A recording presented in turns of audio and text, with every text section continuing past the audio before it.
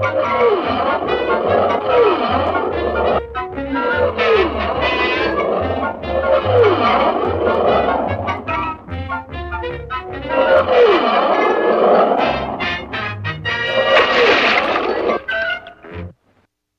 small island in the Aegean Sea was a decisive factor in the outcome of World War II.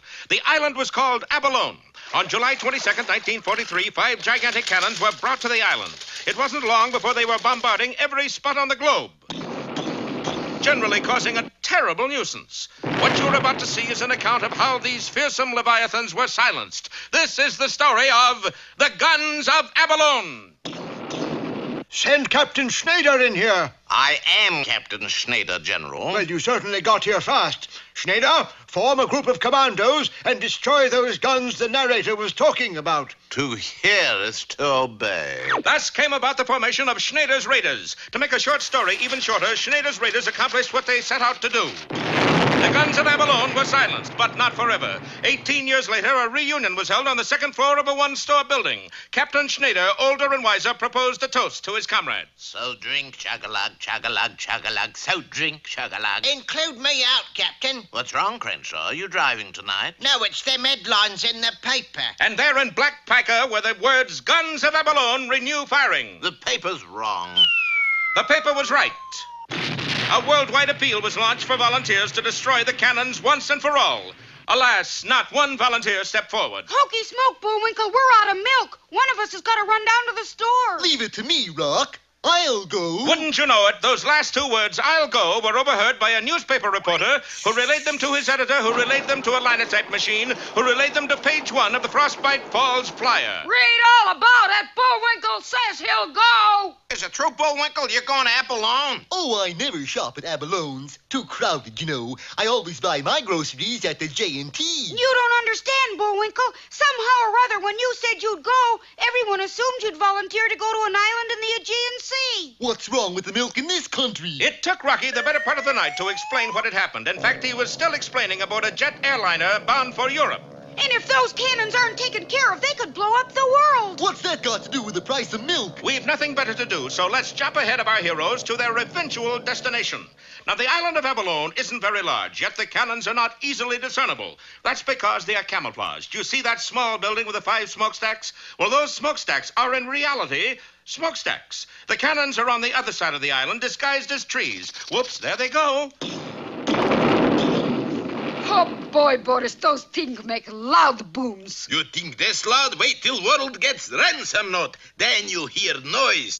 I'm going to say, world, Boris will blow you up unless you give to me moose named Bullwinkle and squirrel named Rocky. For why you let those two bug you? Because, Natasha, I promised someone I rid hemisphere of all goodies. Who you promise?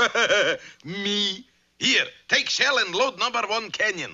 Yes, those two ne'er-do-wells, Boris Badenov and Natasha Fatal, were responsible for reactivating the guns of Abalone. Who we aim for this time, darling? Oh, we take potluck. And the shell arched its way up into the sky, then took off on a straight line for the airplane carrying our heroes. And that's one of the few straight lines in the show. Will it be a direct hit? Will the real Bullwinkle stand up? Don't miss Falling Stars, or Only a Plumber Should Plummet.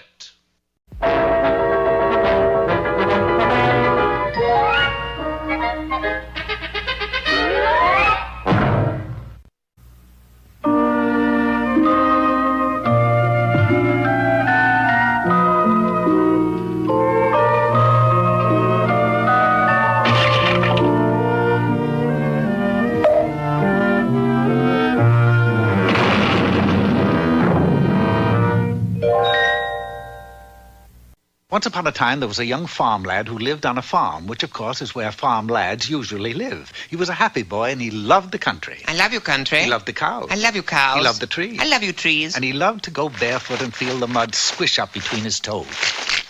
I love you, mud, squishing up between my toes. But most of all, he loved Hilda, a beautiful honey-haired girl whose father was a wealthy merchant. And I've come to ask your permission to marry the fair honey-haired Hilda. I await your answer, sir. The answer was not long in coming. Oh, the boy was heartbroken and certain that he had lost his true love forever. But Hilda, who had grown quite fond of the lad, had a plan. Father doesn't like you because you're just a country pumpkin. That's bumpkin. But if you could become rich, do something impossible, and prove your bravery, I'm certain he would give his consent. Willing to do anything for the hand of Hilda, the lad quickly set off for the nearby city, where it so happened that the king, while taking his morning stroll through the marketplace, was set upon and bitten by a chicken. Ouch! The king sentenced the chicken to life in prison. Fortunately, the young farm lad chanced to pass the prison that very afternoon. As he did, the chicken reached out through the bars and... A rock tied to a note. I am a magic chicken. Help me escape, and I will grant you 3 wishes. This was indeed a stroke of luck, and he wasted no time digging into the prison wall to free the chicken. In no time at all, he was inside. Then, by placing the chicken on his head and fluffing him up, he was able to walk out past the guard who thought he was an Indian. Hello, Chief. How, Kimosabe? Moments later, they were safe deep in the woods. You've done well. Now I shall reward you. What are the 3 wishes you wish to wish? Well, first, I wish I was rich. Oh, my, I get a lot of requests for that one. So be it. The chicken took the lad to a large stream where she instructed him to swim to the deepest part and return with 3 shiny stones from the bottom. In the boy jumped, sank like a rock to the bottom, and snatched up 3 shiny stones. I got them. Are they diamonds, rubies, or something like that? No, they're just shiny stones. You can throw them away now. You're rich. How come I'm rich? Simple. I just bet this woodsman that I could find somebody nutty enough to dive into that cold water and bring up 3 shiny rocks. You win, chicken. Here's my golden axe. The golden axe did indeed make him rich, and off he ran to show Hilda. Wonderful. You've completed the first task. But can you do something impossible? Oh, it's easy. I'll do that now. And I'll put the axe in the bank in my name. Hurrying back to the chicken, the young lad made his second wish. I wish to do something impossible. Going to the highest cliff in the kingdom, the chicken said one word. Jump! The lad said one word. Geronimo! And did. I say, what's the big idea? I thought I was going to do something impossible. You did. You just jumped off a 700-foot cliff and lived. By the way, we won another gold axe. Now all I have to do is something brave, and we can be wed. Once more, going to the chicken, he made his third and final wish. Something brave? All righty. And with a wave of her wing...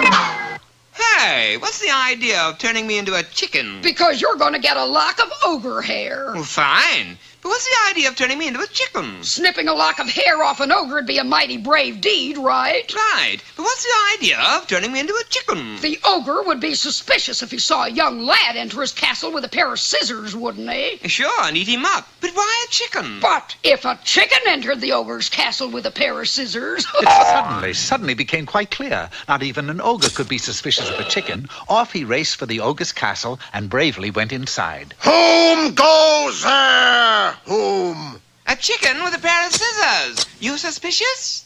No. A short time later, the ogre sat down for his evening meal, and when he lifted the lid off of his serving platter, out sprang the chicken, snipped off a lock of his hair, and sped away.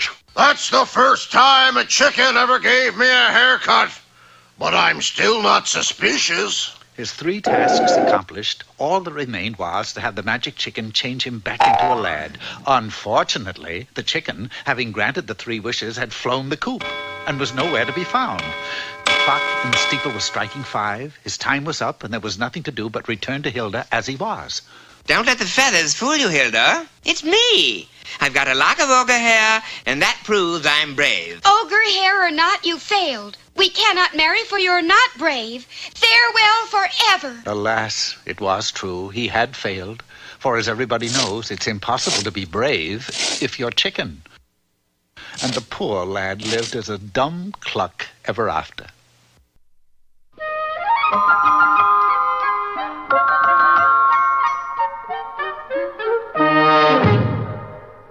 Hello there, poetry lovers. Today's poem is a saga of the sports world entitled Jack be Nimble. Jack be nimble, Jack be quick. Jack jump over the cat. Hold it, Moose. Who are you? Allow me to introduce myself. Nimble's the name. Jack B. Nimble. Nimble? My card. High Jumps Incorporated. Candle wicks a specialty. You sorry. Well, I sort of thought of jumping over this one myself. Yourself? You got union card? What union? Local 89, Hop, Skip, and Jumpers Union? Well, no. You jump over that thing and we'll snuff out every candle in town. Okay, you do it. No, you talking. Jack be nimble, Jack be quick, Jack jump over the candle wick. Ta-da! That'll be $40. $40? How come? Minimum wage law. Minimum wage law? Certainly. Minimum wage is $1 an hour. So? So obviously I get $40 a week.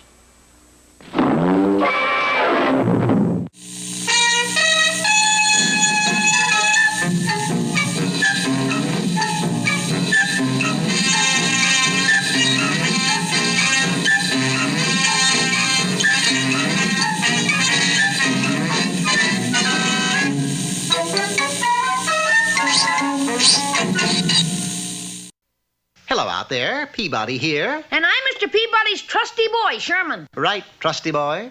And now we'll be off for another exciting journey back into history. Ready, Mr. Peabody?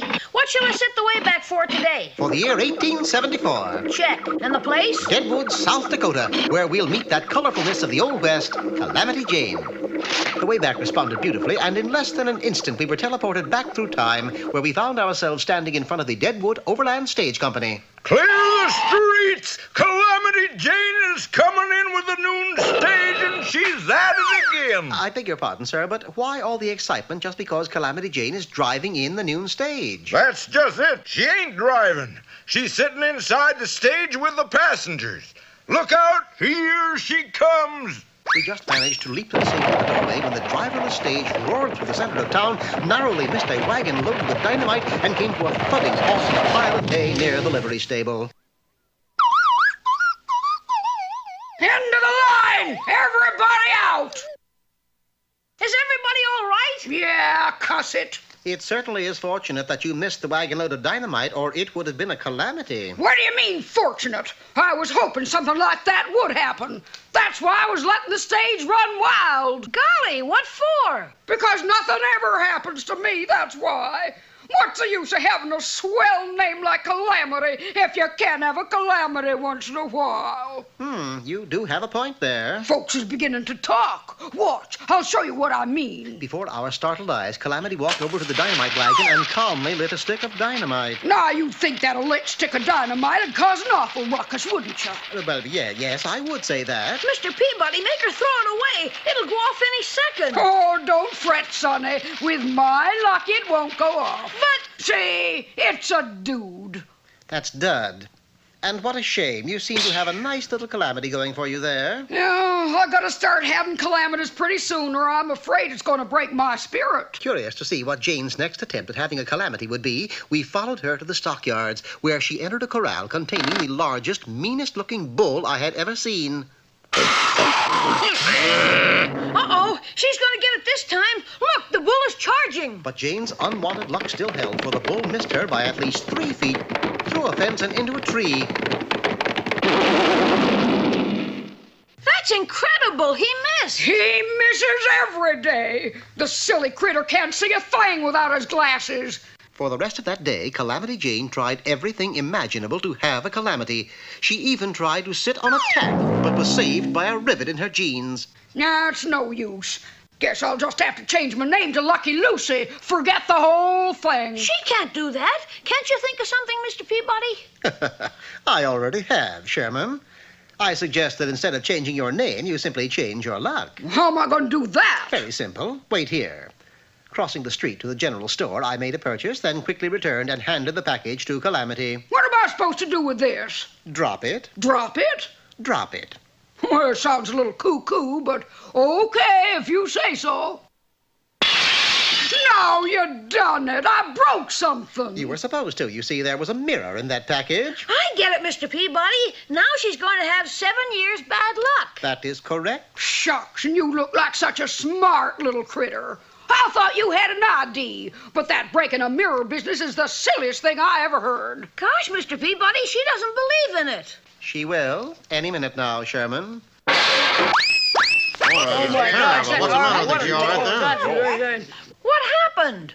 Calamity Jane just had an awful calamity. Got run over by a wagon load of chicken. Chicken what? Just chicken.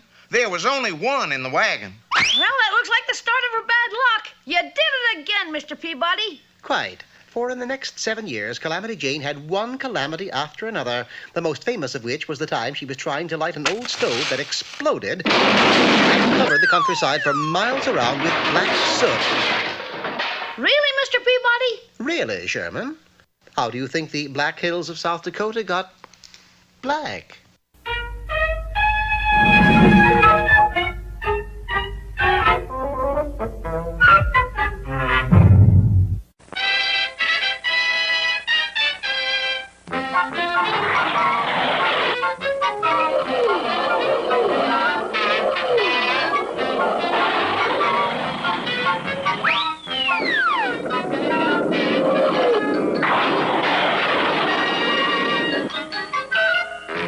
It's pretty hard to get peace and quiet these days, especially with the guns of Abalone spreading destruction all over the place.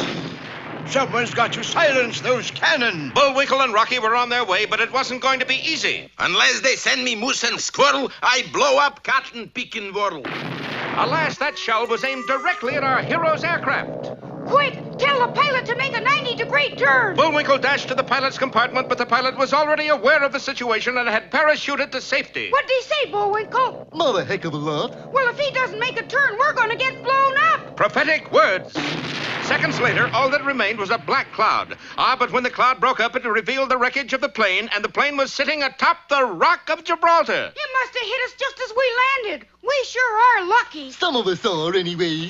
Bullwinkle, you're hurt. Oh, it's nothing, Rock. Few third-degree burns. The smoldering moose was in need of medical attention, and the only place to get it on Gibraltar was the British Army Hospital. Britons, however, were notoriously healthy on the island, and the hospital had been converted into a billiard parlor. Looks like they're busy operating. Pardon us, gentlemen, but is there a... Hush! Can't you see I'm in the midst of a devilishly ticklish shot? Oh, shoot, Carruthers, you're beaten and you know it. Not if I make this shot, I'm not. Why don't you try putting a little English on the ball, seeing as how you're British and all that? Exasperated, General Carruthers looked up just as he shot and neatly stuck his cue through the table. Nice try.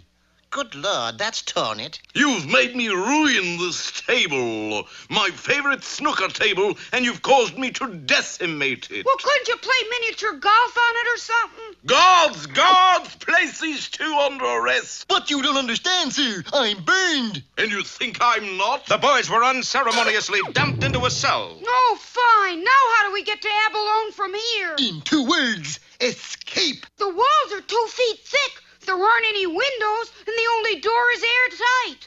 Well built, isn't it? Seems to be some writing on the floor. Wait till I blow the dust off. Can you read what it says? Not too well, no. Monte Cristo was here. Hey, do you know what that means? Yeah, some guy was in here making sandwiches. No, the Count of Monte Cristo must have been imprisoned in this cell, and he got out. Said so in the book. How long did it take him? About 200 pages. Well, we better hurry. I think we're on our last chapter. Working feverishly, Rocky and Bullwinkle dug with their hands, attempting to discover a secret passage. Their efforts were soon rewarded. That stone swings out. Leave us swing out, too. Into a passage they went, but due to the darkness, there was no way of knowing where it led. Hey, I feel cool air blowing on me. You know what that means? It means I'm breathing down your neck. No, it means that we're approaching the entrance to this tunnel. Oh, shucks. I was hoping it'd be an exit. Bullwinkle, I think we're outside. Well, strike a match for freedom, Rock. And just like that, they were bathed in light. Those are some matches you have. It wasn't a match, but a row of searchlights that provided the sudden illumination. And beside them stood a firing squad. The penalty for escape is instant liquidation. Sorry. Prepare to volley, chaps. Uh-oh. Is this to be our hero's swan song?